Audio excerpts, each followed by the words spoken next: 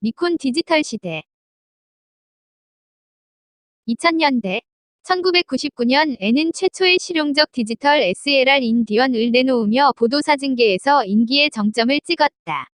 디원은 니콘 DX 포맷을 비롯 DSLR 위 여러 기술적 측면을 정한 기념비적인 모델이다.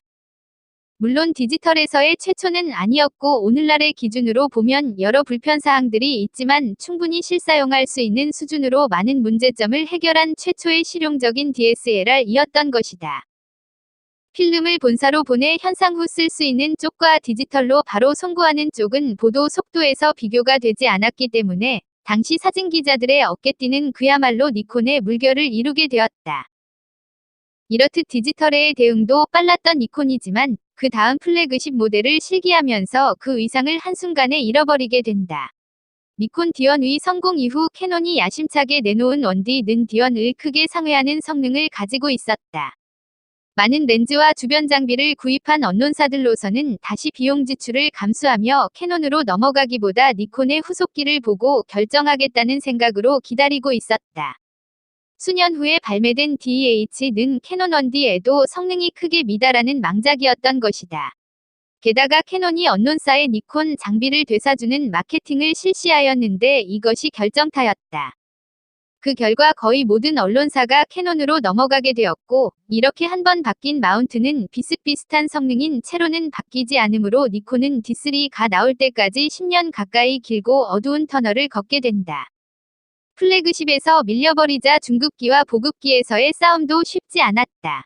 D100에 이어 보급기 D70, D52 성공하고 D200과 D80 역시 인기를 얻는 등 개별 모델은 분전을 펼쳤지만 캐논에 비해 발표 간격이 긴 것이 약점이었다. 마치 티거 전차를 비롯한 독일군 무기의 성격과 비슷했다.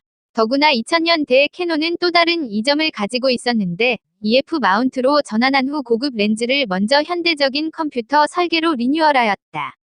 때문에 같은 시기 리뉴얼되지 않은 구형의 니콘 고급 렌즈보다 화질이 좋았던 것이다. 가령 화질에 민감한 웨딩 사진업계는 90년대부터 이미 보케가 예쁘게 나오는 캐논으로 넘어가 있었다. 반격의 시기는 2007년에 돌아왔다. DEH에서 자체 개발 센서 LBCAST로 쓴 맛을 보았던 니콘이지만 자체 개발의 의욕을 버리지 않고 또 다른 센서팀을 가동하고 있었다. 이들은 굉장히 절묘한 밸런스의 센서를 만들게 되는데 35mm 풀사이즈이면서도 비교적 낮은 화소수로 안정적인 저노이즈를 달성한 것이다. 당시까지 디지털은 높은 화소수에 따른 처리 속도가 병목이었기 때문이다.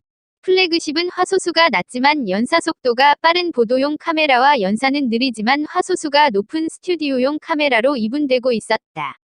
이 이분법을 받아들인 캐논은 1.3x 크롭 사이즈와 중간 화소수의 고속연사 1D 모델과 35mm 풀사이즈 및 높은 화소수의 고화질 1DS 모델을 내놓고 있었다.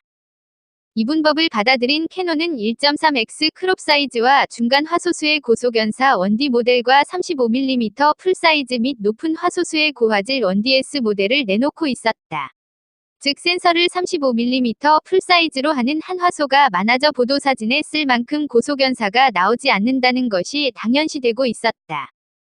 그런데 D3 위 센서는 그 허를 찔러 35mm 풀사이즈이면서도 화소수를 확 낮춰버려 고속연사와 저노이즈 고화질을 달성, 보도사진에서는 이상이라고 할 수 있는 밸런스를 달성한 것이다. D3에 비하면 1D는 크롭 화각과 화질에서 떨어지고 1DS는 연사 속도에서 떨어졌다. 캐논 입장에서는 대응 제품이 없는 상황에 처하게 되었다. 일선 기자들 사이에서 호평이 나오면서 다시 니콘으로 넘어가는 언론사들이 나왔다. 니콘은 점유율을 상당 부분 탈환할 수 있게 되었다. 국내의 경우 스포츠 사진기자들은 거의 전부 니콘으로 넘어갔고 일반 사진기자들도 반 가까이 니콘으로 넘어갔다. 뿐만 아니라 웨딩 사진에 있어서도 최고급 스튜디오들은 니콘으로 넘어갔다. 물론 동네 사진관들이나 결혼식장 사진관들은 여전히 캐논을 쓰고 있다.